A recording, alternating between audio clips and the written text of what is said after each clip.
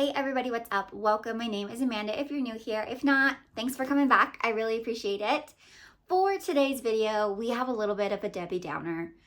I came in this morning to my plant room thinking that I was going to have a nice relaxing morning watering my plants, checking out the new growth, admiring all of the new Hoyas that I've purchased, and I found thrips and mealybugs inside of my Hoya cabinet behind me.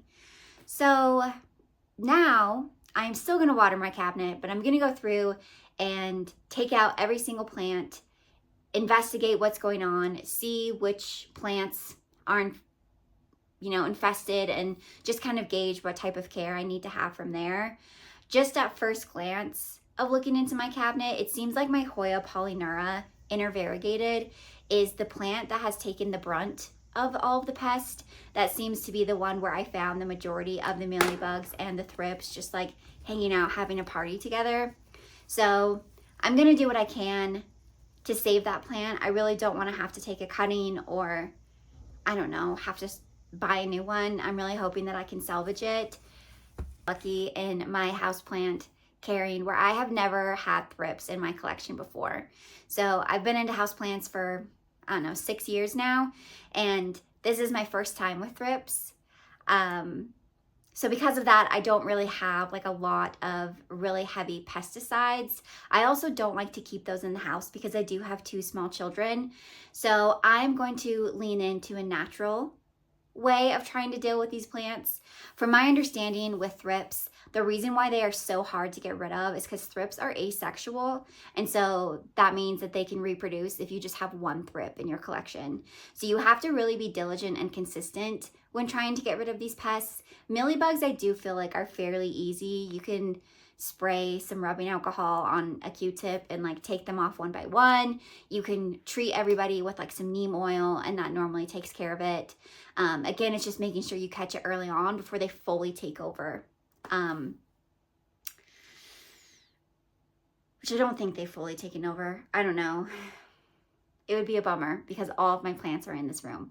So I'm going to mix up some water with 70% rubbing alcohol into a gallon of water. How I dilute it is I use 2 cups of 70% rubbing alcohol into the whole gallon of water. This should give you a ratio of about 4%. And I'm actually going to drench the pond, the substrate that I have all of my Hoyas in. One of the downsides of thrips is they actually thrive in a really moist environment, and they can live in pond. So I'm not just treating the foliage, I really do have to treat the rocks and the pond and everything that my plants are in. I'm going to be cleaning out all of the reservoirs with Castile soap when I go to wash them out.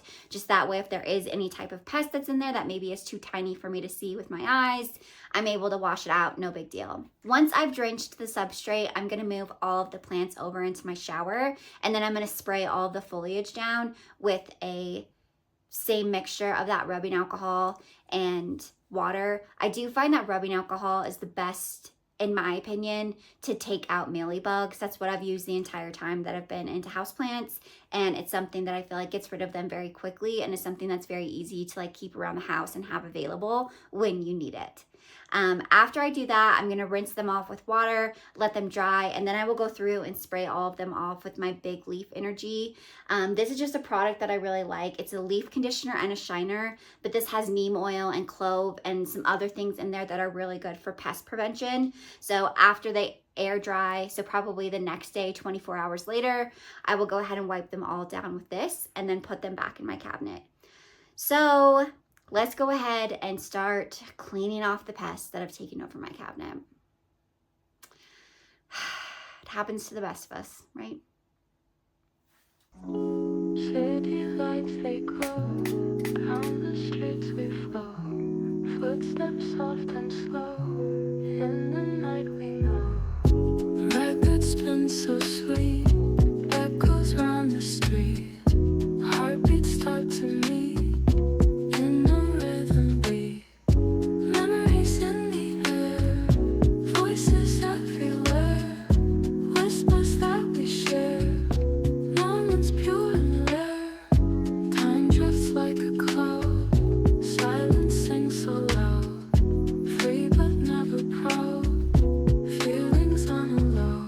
Memories